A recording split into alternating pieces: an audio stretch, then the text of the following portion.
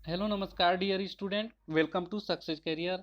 आज आप इस वीडियो में देखने जा रहे हैं, जैसा कि थंबनेल पे आपको दिखाई दे रहा होगा, भारत स्टेज 6 के बारे में पढ़ने। तो भारत स्टेज 6 क्या है, इससे 35 इंपॉर्टेंट क्वेश्चन को इसमें इंक्लूड किया गया है। आपको समझने में आसानी होगी, इसलिए इस वीडियो को अंत तक जरूर देखें, और चैनल पे नए होंगे तो प्लीज़ सब्सक्राइब भी कर लें इस चैनल को। तो आइए पहले क्वेश्चन को स्टार्ट करते हैं कि पहला क्वेश्चन क्या है, BS6 क्या है। BS6 क्या है, व्हाट इज BS6? तो the Bharat stage 6 BS6 norm is the sixth mandate for vehicular emission. It is a stricter and more restrictor norms that will give a jump start to India's battle with air pollution and will be at the per you with US and Europe equivalent emission norm.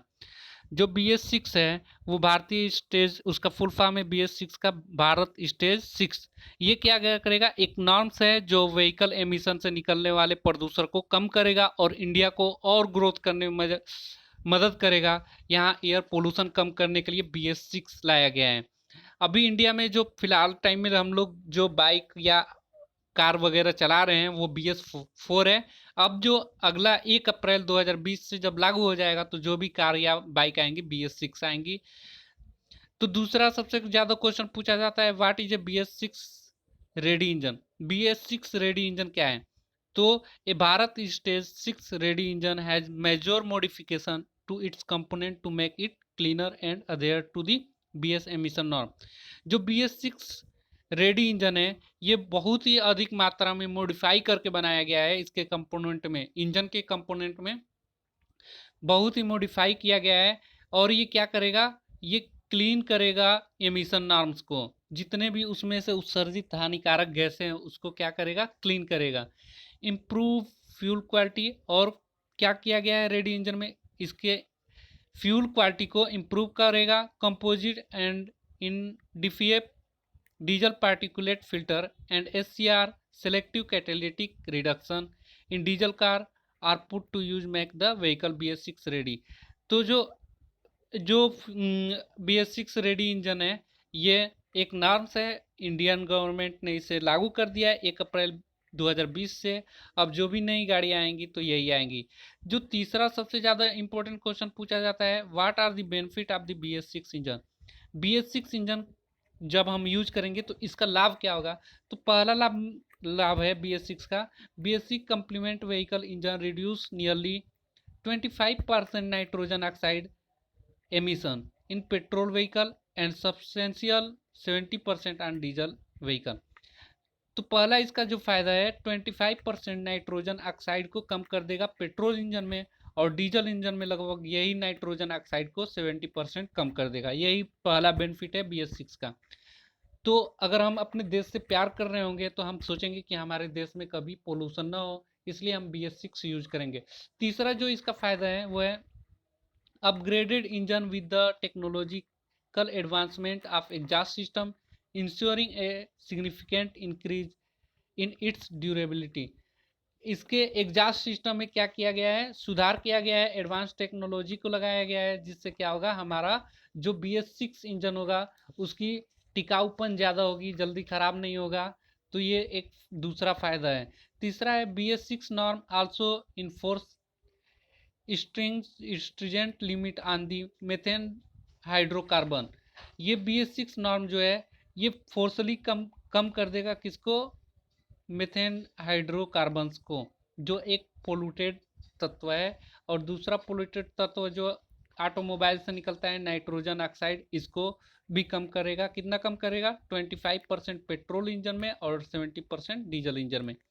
अब next question है जो चौथा है, सबसे ज़्यादा पूछा जाता है, what if I use BS4 fuel in BS6 vehicle.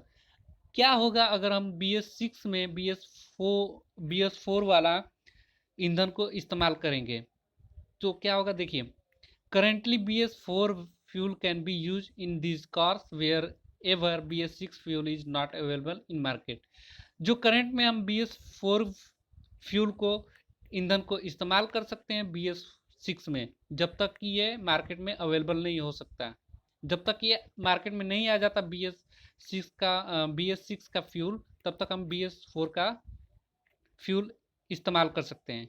However we recommended you to use BS6 fuel only, जबकि हम रिकमेंडेड करते हैं आपको कि BS6 का फ्यूल, BS6 इंजन में BS6 फ्यूल का ही इस्तेमाल करें, only when it is available in your market, जब ये मार्केट में अवेलेबल हो जाता है।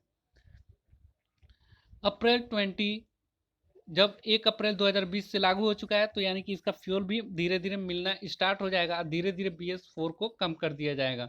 इन rare circumstances you may temporarily face abnormalities like white smoke emission, which will be eliminated upon using BS6 fuel। अप्रैल 20 देखिए 1 अप्रैल 2020 से क्या हो गया है, BS6 लागू हो गया है और धीरे धीरे इसके फ्यूल मिलने लगेंगे, आपको मार्केट में मिल भी रहे हैं। अभी तो पहले दिल्ली में लागू हो चुका है, बड़े बड़े शहरों में पहले लागू होगा, फिर छोटे छोटे शहरों के पास आता जाएगा BS6 और इसके ईंधन इस्तेमाल करने लगेंगे हम लोग। तो वही बोल रहा है, जब तक नहीं मिल रहा है आप BS4 का ईंधन इस्तेमाल कर सकते हैं BS6 में। आइए 5वां जो क्वेश्चन है वो है, as per owner manual repetitive usages of BS4 fuel can cause damage in the engine and exhaust system, which may affect the durability of vehicle। Can it is still continue to use BS4।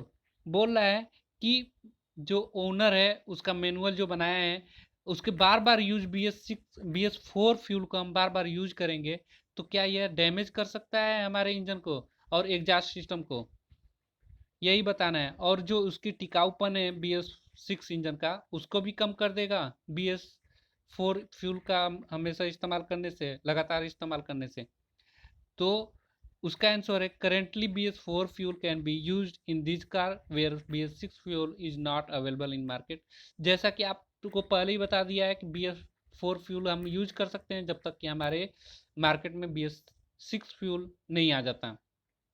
For short term यानी कि कम दिनों के लिए use करें, यानी कि लंबे समय तक लगातार यूज कर रहे हैं BS6 में BS4 वाला fuel. Where ever continuing to use any fuel other than BS6 fuel for long term will damage engine exhaust related component, kindly refer owner's manual. हाँ, लंबे समय तक हम अगर लगातार यूज कर रहे हैं BS6 में BS4 का फ्यूल, तो ये क्या कर सकता है, इंजन को डैमेज कर सकता है और एग्जॉस्ट जो कंपोनेंट है उसको भी डैमेज कर सकता है।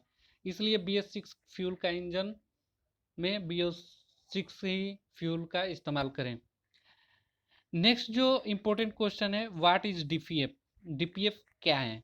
DPF is diesel particular filter. DPF का फुल फॉर्म क्या है? DPF है diesel particulate filter. The purpose of DPF is filter the particulate matter in the exhaust system। ये क्या करता है, DPF का जो काम है ये फिल्टर करता है पार्टिकुलेट मैटर को, यानी जो छोटे छोटे कण हैं एग्जॉस्ट सिस्टम में उसको क्या करता है, फिल्टर करता है DPF की फुल फॉर्म याद रख लीजिए, तो डीजल पार्टिकुलेट फिल्टर होता है। नेक्स्ट क्वेश्चन है 7वां,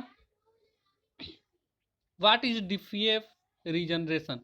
DPF रीजनरेशन क्या है, यानी कि पुनर्जन्म DPF का।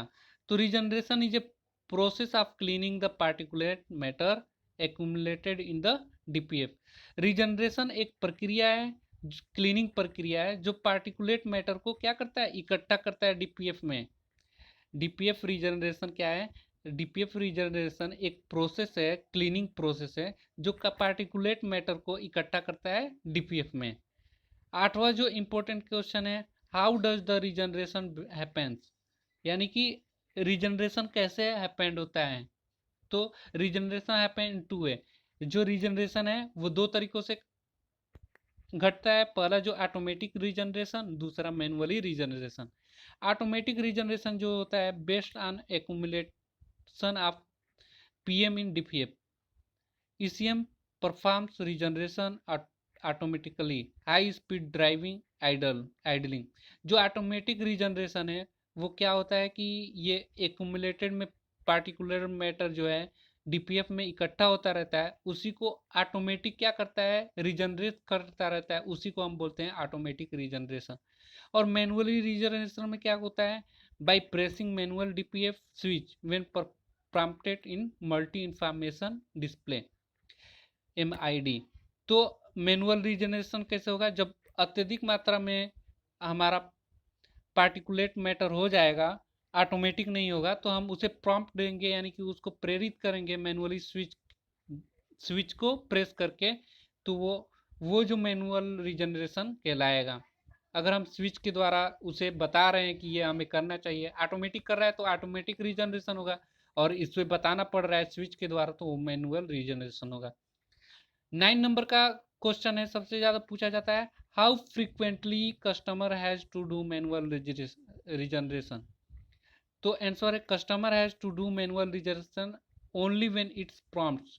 ठीक है, कस्टमर जो है मैनुअल रीजनरेशन कब करे? जब इसको देता है, ये जब अपने ऑटोमोबाइल्स कार्स को बताएगा कि हमें मैनुअली रीजनरेशन करना है तो उसे मैनुअली देना पड़ेगा। Auto regeneration done by ECM will clear the accumulated particle matter. जो ऑटोमेटिक रीजनरेशन है वो ECM क्लियर करता रहता है जो एक्यूमुलेट पार्टिकल मैटर है, यानी कि जो इकट्ठे पार्टिकुलर मैटर है, इकट्ठा हुआ है DPF में, उसे ऑटोमेटिक करता रहता है। However, if in case the accumulated PM is more than the threshold, it prompt for manual regeneration। तो जो जब भी हमारे कार के अंदर अत्यधिक मात्रा में पार्टिकुलेट मैटर हो जाता है तो हमें उसे क्या करना पड़ेगा? बताना पड़ेगा, और वहाँ पे मैनुअल रिजनरेशन करना पड़ेगा, नहीं तो अदरवाइज ये ऑटोमेटिक होता रहेगा, ऑटोमेटिक रिजनरेशन प्रोसेस के द्वारा। 10th नंबर का क्वेश्चन है, auto regeneration happens in idling, if yes will it not result in safety concern as the engine RPM will increase unknowingly to customer। क्या auto जो regeneration है वो idling पे ही होता है? अगर हाँ, तो इसका रिजल्ट क्या होगा सेफ्टी कंसर्न के मैटर में? यानी कि इंजन ऑटोमेटिक बढ़ जाएगा, इंक्रीज कर जाएगा उसका RPM। तो इसका आंसर हो रहा है auto regeneration happen at idling and driving as well. जो ऑटो रीजनरेशन है ये कब घटित होता है? जब ड्राइविंग वेल हो या आइडलिंग पे इंजन चल रहा हो, तब ऑटो रीजनरेशन अपने आप होता रहता है। In driving condition there may not be changes. जब ड्राइविंग कंडीशन में गाड़ी होती है तो उसमें कोई भी उसके RPM में चेंजिंग नहीं होता, sorry. In stand still condition RPM में slightly increase.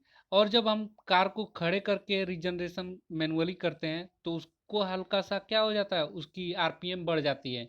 If clutch is pressed और gear level is in D, the process of auto regeneration will be aborted. तो जब हल्का सा क्लच को हम क्या करते हैं, प्रेस करते हैं, तो ऑटो रीजनरेशन क्या हो जाता है, रुक जाता है, रोक लेता है ना। नेक्स्ट 11 नंबर का जो क्वेश्चन है, when manually regeneration is carried out what happened if customer unknowingly turns off the engine और इग्निशन स्विच। जब मैनुअली रीजनरेशन हो रहा होगा तब क्या घटित होगा? जब कस्टमर जो है, जो ग्राहक है, उसे चलाना बंद कर दे, अचानक इंजन को, इग्निशन स्विच को बंद कर दे, तो क्या होगा? तो दिया है प्रोसेस गेट्स एबॉर्टेड। जो प्रोसेस चल रहा है वो क्या हो जाएगा, रुक जाएगा, खत्म हो जाएगा। And during the next ignition on cycle it may give the same message as that of the earlier condition. और जब हम फिर इग्निशन ऑन करेंगे तो वो वही सेम मैसेज देने लगेगा जो पहले कंडीशन में दिखा रहा था। यानी कि जब हम अपनी कार को रोक देंगे, बंद कर देंगे इंजन स्विच को, तो क्या करेगा, रोक देगा वहीं पे, और जब ऑन करेंगे इग्निशन स्विच को तो वो फिर से वही मैसेज दिखाने लगेगा। 12 नंबर का क्वेश्चन है, इन नॉर्मल ड्राइविंग कंडीशन और in idling if customer press DPF switch will RPM increase. बोल रहा है एक नॉर्मल ड्राइविंग कंडीशन हो या आइडलिंग कंडीशन में हो, तो जब कस्टमर उसके DPF को प्रेस करेगा, DPF स्विच को प्रेस करेगा, तो क्या RPM उसकी इंक्रीज हो जाएगी? Unless customer is prompted with manual regeneration message. जब तक वो जो कस्टमर है उसको प्रॉम्प्ट नहीं करेगा, मैनुअल रिजनरेशन मैसेज नहीं देगा, all condition for the same are meet, manually regeneration will not happen. तो उस समय सभी कंडीशन क्या होंगे, मिलेंगे, और मैनुअली रीजनरेशन नहीं होगा वहाँ पे। 13 नंबर के क्वेश्चन पे चलते हैं। बोल रहा है will DPF and AdBlue light comes on during IG on and then display, तो बोल रहा है no, DPF light will come on if the PM accumulation is high. AdBlue light will come on if the quality of AdBlue solution is low. AdBlue light क्या होगा, on हो जाएगा जब quantity उसका क्या होगा, AdBlue सॉल्यूशन की जब लो होगा तो ऑटोमेटिक वहाँ पे AdBlue लाइट ऑन हो जाएगा। और DPF लाइट ऑन कब होगा, जब पार्टिकुलेट मैटर इकट्ठे हो जाएंगे बहुत ही अधिक मात्रा में, तो DPF लाइट ऑन हो जाएगा। पार्टिकुलर मैटर जब इकट्ठा हो जाएंगे सबसे ज़्यादा, तो वो कौन सा लाइट ऑन हो जाएगा, डीपीएफ लाइट ऑन हो जाएगा। और AdBlue light will come on कब होगा, एड ब्लू लाइट जब क्वांटिटी एड ब्लू सोल्यूशन की कम हो जाएगी। यानी कि जब डीपीएफ में पार्टिकुलर मैटर अधिक होगा तो डीपीएफ लाइट ऑन हो जाएगा, और एड ब्लू लाइट कब ऑन होगा, जब एड ब्लू सोल्यूशन उसमें कम होगा। एड ब्लू क्या होगा इसके बारे में भी हम आगे डिस्कस करके बता रहे हैं कि एड ब्लू क्या है BS6 में। देखिए उसके बाद है व्हाट इज SCR। SCR क्या है, तो SCR is a selective catalytic reduction. SCR जो है एक सेलेक्टिव कैटेलिटिक रिडक्शन है। Purpose of SCR is to reduce the NOx emission with the help of AdBlue solution. जो SCR का जो पर्पज है वो क्या करेगा, नाइट्रोजन ऑक्साइड एमिशन को, यानी कि जो उत्सर्जित हो रहा है नाइट्रोजन ऑक्साइड उसको कम करेगा। और किसके सहायता से, एडब्लू सॉल्यूशन के सहायता से। एडब्लू सॉल्यूशन के सहायता से SCR नाइट्रोजन ऑक्साइड उत्सर्जन को कम कर देगा। अब आप सोच रहे होंगे एडब्लू हो क्या है, तो देखिए एडब्लू के बारे में भी जान लीजिए। What is एडब्लू। एडब्लू क्या है, AdBlue is a premixed urea and deionized water solution. AdBlue जो है एक पहले से मिला हुआ यूरिया है और डी आयोनाइज्ड वाटर सॉल्यूशन है। ठीक है, एडब्लू क्या है, पहले से मिला हुआ एक यूरिया और डी आयोजाइड वाटर सॉल्यूशन है, इसी को एडब्लू कहते हैं। नेक्स्ट जो क्वेश्चन है, for new vehicle how much will be the quantity of AdBlue filled for production side. मतलब जब हम व्हीकल लेंगे, जब हम ऑटोमोबाइल की कोई कार लेंगे BS6 का, तो वो पूछ रहा है कि उसमें प्रोडक्शन जहाँ से वो प्रोडक्ट बनकर आ रहा है, जहाँ से मैं ले रहा हूँ, उसमें कितना क्वांटिटी होगा एडब्लू का, ये पूछ रहा है एडब्लू का कितना क्वांटिटी होगा। तो दिया है it will be filled with the required quantity, however better to check once during PDS। यानी कि जब भी आप वहाँ से प्रोडक्शन में से जब तैयार होके या किसी एजेंसी से आप लाएं, तो वहाँ पे एडब्लू को क्या कर लें, उसके क्वांटिटी को चेक कर लें। ठीक है, एक बार जरूर चेक कर लें। नेक्स्ट क्वेश्चन पे बढ़ते हैं। 17 नंबर का बोल रहा है is there any procedure to identify amount of AdBlue left in the vehicle during PMS। यानी कि कोई प्रक्रिया है जिससे हम एडब्लू कितना बचा है व्हीकल के अंदर हम चेक कर लें, तो उसका आंसर है it can be checked in the data list. यह डाटा लिस्ट के द्वारा चेक किया जा सकता है। Name of the parameter is reductant replacement possible value based on the level. ये कब, जब उसका जो पैरामीटर है उसको चेक कर लें डाटा लिस्ट से, और उसके हिसाब से आप देख सकते हैं कि जो अमाउंट है कम तो नहीं है, कितना बचा है। We can decided whether it is necessary to top up or not. Highlighted parameter show the actual quantity of AdBlue in the tank. जो हाईलाइटेड उसमें होगा एक पैरामीटर दिया होगा कि इसमें कितने मात्रा में कितनी क्वांटिटी होनी चाहिए एडब्लू का, उसमें सारी चीज़ें लिखा होना चाहिए एडब्लू का, तो उससे आप पता लगा सकते हैं जब आप कितना उसमें एडब्लू बचा है, एडब्लू कितना बचा है टैंक में। फिर दे रहा है एडब्लू इज हेजार्डस। क्या एडब्लू खतरनाक है, तो it is not hazardous, however it can damage the vehicle parts and paint surface if come in contact। एडब्लू जो है वो खतरनाक नहीं है, लेकिन ये इंजन के जो व्हीकल के पार्ट्स हैं या कोई उसका पेंट जो सरफेस है उस पर कंटेक्ट में आएगा तो उसको डैमेज कर सकता है। वैसे खतरनाक नहीं है कि आदमी के स्किन पे लगे तो वो कुछ करें ऐसा। अब 19 नंबर का क्वेश्चन है is AdBlue available with the different brands. क्या डिफरेंट ब्रांड में एडब्लू अवेलेबल है मार्केट में? एडब्लू is trademark of this German Association of Automotive Industry. We always recommended you to use AdBlue team compliant with ISO। ये जो number दिया है, बोल रहा है AdBlue जो है जो एक German association of automobile industry जो है उसमें एक ट्रेडमार्क कर दिया गया है, और आपको AdBlue का जो रिकमेंड किया जाता है यूज करने के लिए वो कंप्लीमेंट विथ ISO 22241-1 है। एडब्लू यूज जो करेंगे। फिर एक और क्वेश्चन आ जा रहा है कि मतलब is AdBlue available outside or only dealership?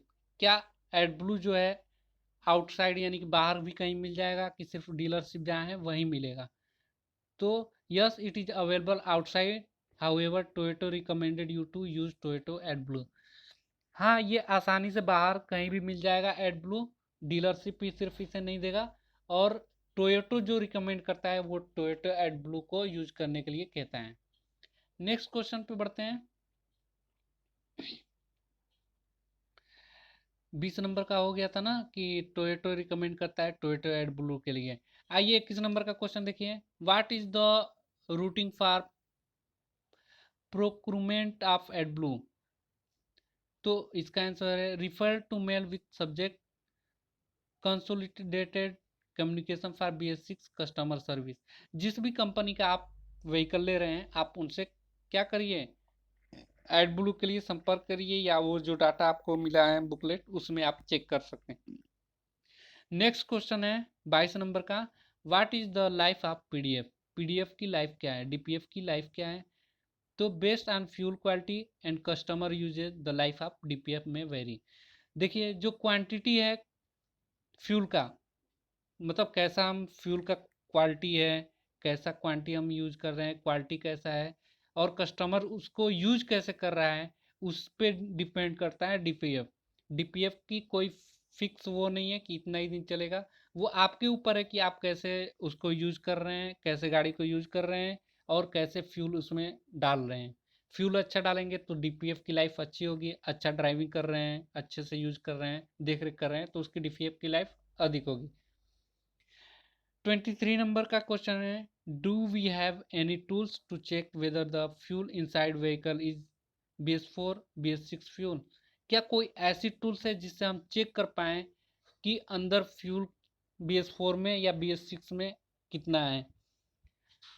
Currently we are not unaware of such tool, however we will study on this। क्या होता है कि इसके लिए कोई विशेष टूल्स नहीं बनाया गया है, बस हम इसकी अध्ययन करते हैं कि कितना इसमें फ्यूल है। 24 नंबर का क्वेश्चन है is it possible to make some visualization for BS6 vehicle during the transition time? बोल रहा है क्या कोई पॉसिबल विजुअलाइजेशन BS6 व्हीकल के लिए बना सकते हैं जब कितना ट्रांजिशन टाइम है इसका?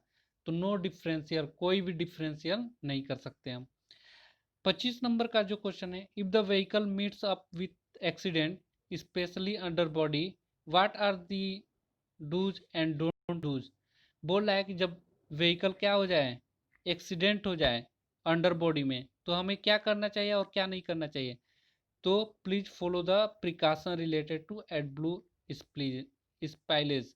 तो हमें क्या करना चाहिए, जो मैनुअल मिला है ना, हमें बुकलेट मिला है, उसमें एडब्लू के साथ क्या करना है ये प्रिकॉशन वहाँ पे आप देख सकते हैं।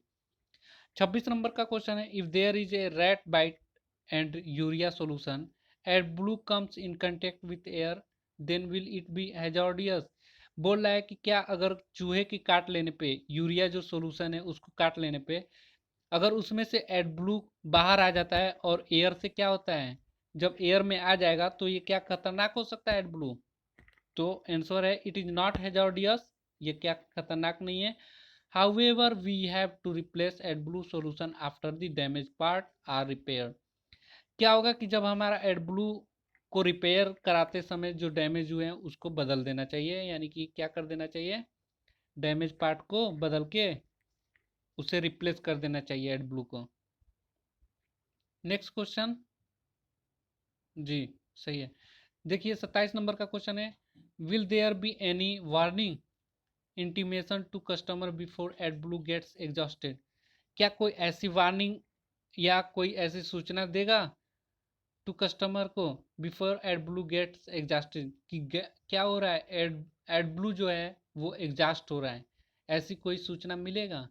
तो yes, AdBlue warning light will appear on combination meter. तो एडब्लू की लाइट है ना, वो वार्निंग शो करने लगेगा, अपीयर करने लगेगा, प्रदर्शित करने लगेगा।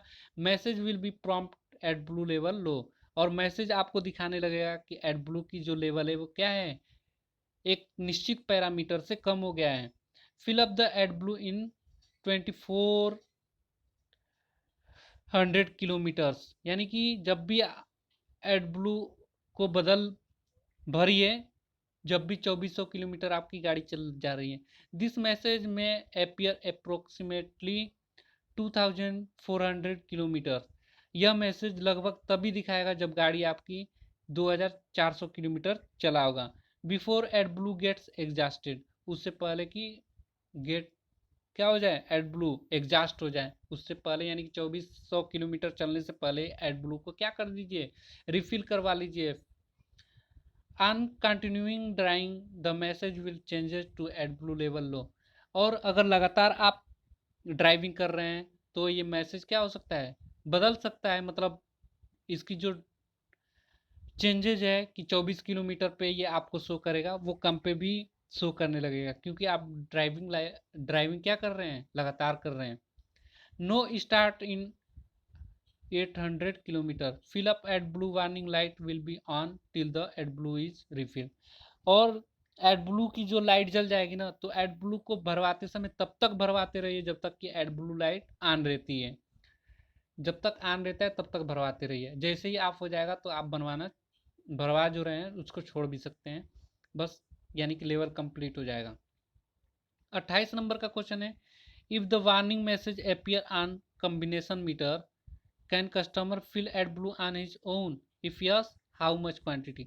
बोल रहा है कि जब अगर वार्निंग मैसेज आ जाएगा, प्रकट होने लगेगा कॉम्बिनेशन मीटर पे, तो क्या कस्टमर को एड ब्लू अपने मन से भी भरवाना देना चाहिए? If yes how much quantity, तो अगर यस है तो कितना क्वांटिटी और भरवा सकते हैं? तो जो दे रहा है, based on do it your self maintenance, ये आपके ऊपर निर्धारित कर रहा है कि आप उसको मेंटेनेंस कितना रखे हुए हैं। Customer can replenish the fluid on his own, however the quantity to be added depend on the amount of remaining fluid. Toyota recommend to use Toyota AdBlue, Toyota क्या करता है, रिकमेंड करता है Toyota add blue के लिए। और ये आपके बचा हुआ जो क्वांटिटी है वो आपके ऊपर डिपेंड करता है कि उसे भरवा रहे हैं कि नहीं भरवा रहे हैं, लेकिन तब तक भरवाते रहिए जब तक ये वार्निंग लाइट ऑन रहता है एड ब्लू का, तब तक तो भरवाते ही रहिए। 29 नंबर का क्वेश्चन दे रहा है, is there any filling procedure for AdBlue filling? क्या कोई ऐसी प्रक्रिया है जब एड ब्लू को भरवाते हैं? Kindly refer owner manual. ये किसके ऊपर, जो ओनर है ना उसके ऊपर डिपेंड करता है कि क्या प्रोसीजर होगा, वो जो डाटा दिया रहेगा उसके हिसाब से। अब 30 नंबर का क्वेश्चन है, under body caster bolt and adjustment torquing is tough as it met hit urea tank. बोल रहा है क्या ये जब उसके अंदर जो कास्टर है टॉर्किंग टफ हो जाता है तो यूरिया टैंक को क्या करेगा, हिट करता है। Request you to make SKR if you comes across serviceability related concern. क्या करिए, रिक्वेस्ट करिए एसकेआर को जब भी आप सर्विस उसका करवाना चाहेंगे या उससे संबंधित बात करने के लिए एसकेआर को क्या करिए, कांटेक्ट करिए, रिक्वेस्ट करिए। अगला क्वेश्चन है, can customer contact RSA team in case AdBlue depletes or empty? बोल रहा है क्या हम आरएसए टीम से क्या कर सकते हैं, कांटेक्ट कर सकते हैं जब एड ब्लू खत्म हो जाए? तो दे रहा है, RSA team will only support to move the vehicle to nearest dealership. RSA team क्या करेगा, वो सिर्फ आपकी सहायता करेगा कि नियरेस्ट डीलरशिप के पास आपके व्हीकल पहुंच जाए। दे विल नॉट ऐड और रिफिल एड ब्लू। जो RSA टीम होगा वो आपका ऐड नहीं करेगा, रिफिल नहीं करेगा एड ब्लू को, वो सिर्फ नियरेस्ट डीलरशिप के पास मूव करवा देगा, आपकी मदद यही करेगा सिर्फ RSA टीम। नेक्स्ट जो है 32 नंबर का question, in case vehicle is park for a long time like 6 month 1 year etc without using does AdBlue evaporates. बोल रहा है कि बिना इसे चलाए, जो व्हीकल है बिना चलाए उसे लंबे समय तक यानी कि 6 महीने या 1 साल तक पार्किंग कर दिए हैं यानी कि खड़ा ही कर दिए हैं, तो क्या एड ब्लू एवेपोरेट्स हो जाएगा, उड़ जाएगा वाष्प बन के। देरा AdBlue is not volatile liquid. AdBlue जो है वो वाष्पशील लिक्विड नहीं है। If park for long time the properties of AdBlue may deteriorate. क्या होगा कि जब लंबे समय तक आप अपने व्हीकल को खड़े करेंगे, पार्क किए रहेंगे, तो एड ब्लू की जो प्रॉपर्टी है वो क्या हो जाएगा, बिगड़ जाएगा। In such case request customer to contact Toyota dealership. उस समय आप रिक्वेस्ट करिए कस्टमर केयर से और डीलरशिप से कि वो एड ब्लू को चेंज करें। 33 नंबर का क्वेश्चन है, can the vehicle be jump start और push start when AdBlue warning light is on. बोल रहा है क्या एड ब्लू जब वार्निंग लाइट ऑन हो जाएगा तो जो व्हीकल है वो जंप स्टार्ट होने लगेगा या पुश स्टार्ट होने लगेगा। It is recommended not jump start और पुश स्टार्ट। यह रिकमेंड करता है कि यह क्या है, जंप स्टार्ट या पुश स्टार्ट नहीं है। The vehicle is such situation, इस सिचुएशन में व्हीकल का customer should contact RSA team for support. Customer क्या करेगा कि कंटेक्ट करेगा RSA टीम से आपकी सहायता के लिए। 34 नंबर का क्वेश्चन देखिए, दिया है what will be the consumption of rate of AdBlue. Consumption rate बताना है एड ब्लू का क्या है। दिया है the amount of AdBlue is a consume while driving differs according to the driving condition. क्या कर रहा है कि एड ब्लू की जो कंज्यूम्ड है यानी कि जो खपत है वो ड्राइविंग डिफरेंट पर डिफरेंट डिफरेंट होगा। ठीक है, अगर मान लीजिए कोई रफ यूज कर रहा है तो एड ब्लू जल्दी खत्म होगा, जो अच्छे से ध्यान रख के चला रहा है गाड़ी को उसका एड ब्लू कम मात्रा में कंज्यूम होगा। तो ये टोटल किसके ऊपर है, ड्राइविंग कंडीशन के ऊपर है एंड ड्राइविंग इन्वायरमेंट, यानी कि ड्राइविंग इन्वायरमेंट कैसा है उसके ऊपर डिपेंड करता है एड ब्लू का कंजप्शन रेट। दिया AdBlue consumption depend on following factors. जो एड ब्लू की कंजप्शन है वो निम्न फैक्टर पे डिपेंड करेगा, customer driving pattern usages condition. जो कस्टमर है वो ड्राइविंग कैसा कर रहा है, उसका पैटर्न कैसा है ड्राइविंग का, और वो किस कंडीशन में यूज कर रहा है। दूसरा जो एड ब्लू कंजप्शन का फैक्टर है वो है फ्यूल क्वालिटी। फ्यूल क्वालिटी आप अच्छे यूज कर रहे हैं फ्यूल क्वालिटी या घटिया किस्म के फ्यूल क्वालिटी यूज कर रहे हैं, ये आपके ऊपर डिपेंड करता है। उसमें एक फैक्टर हो जाता है कंज्यूमशन रेट एड ब्लू का। तीसरा जो टाइप है टाइप्स ऑफ फ्यूल यूज, कैसे फ्यूल आप यूज कर रहे हैं, कितनी मात्रा में यूज कर रहे हैं, ये सारी फैक्टर हो जाता है एड ब्लू कंज्यूमशन रेट का। चौथा जो है व्हीकल यूजेज इन्वायरमेंट, यानी कि व्हीकल किस इन्वायरमेंट में यूज हो रहा है, कि ठंडी इलाकों में यूज हो रहा है, कि बरसात वाले इलाकों में, कि गर्मी वाले इलाकों में, ये इन्वायरमेंट में पे भी फर्क पड़ता है एड ब्लू कंजप्शन में। अब आइए इसका जो दे रहा है, सॉरी पेज पे करिए, हाँ देखिए दे रहा है one amount of AdBlue consumption increase when driving at high elevation. जो एड ब्लू का कंजप्शन रेट इंक्रीज हो जाएगा जब ड्राइविंग करेगा हाई एलिवेशन पे, यानी कि किसी चढ़ाव पे अगर ड्राइव किया जा रहा है व्हीकल को, तो उस समय एड ब्लू कंजप्शन रेट बढ़ जाएगा।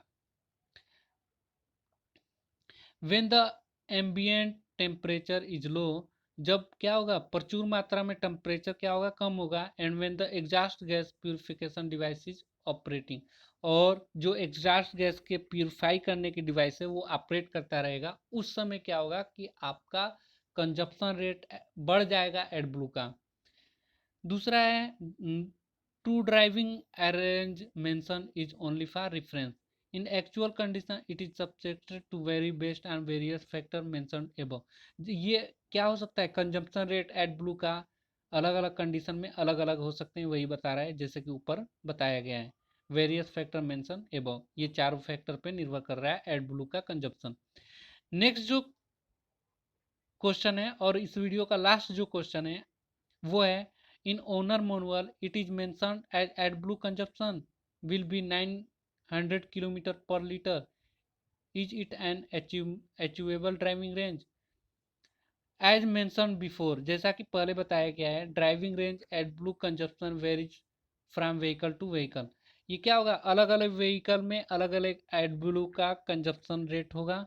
And it's completely depend on factor, और ये कंप्लीट पूरी रूप से फैक्टर पे डिपेंड करेगा। वो फैक्टर यहाँ चारों बता दिया गया है 34 नंबर के क्वेश्चन पे। लाइक ड्राइविंग पैटर्न क्या है, यानी कि चलाने का पैटर्न क्या है, उसके यूजेस के कंडीशन क्या है, और फ्यूल की क्वालिटी क्या है, ये सारी डिपेंड करता है। तो मैं आशा करता हूँ कि आपको BS6 से रिलेटेड 35 क्वेश्चन यानी कि डिटेल से आपको मैं बता पाया हूँ। अगर वीडियो पसंद आया हो तो प्लीज़ दोस्तों लाइक करिए, शेयर करिए, और चैनल पे नए हो तो प्लीज़ सब्सक्राइब करिए, जिससे हमें मोटिवेशन मिलता है ऐसे वीडियो आपको नॉलेज पहुँचाने के लिए। ओके, आज के लिए वीडियो में इतना ही, धन्यवाद।